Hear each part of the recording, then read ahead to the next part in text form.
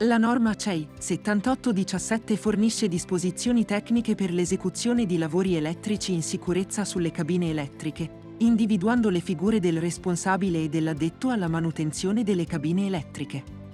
Entrambe le figure devono ricevere una specifica formazione ai sensi della norma CEI 1127.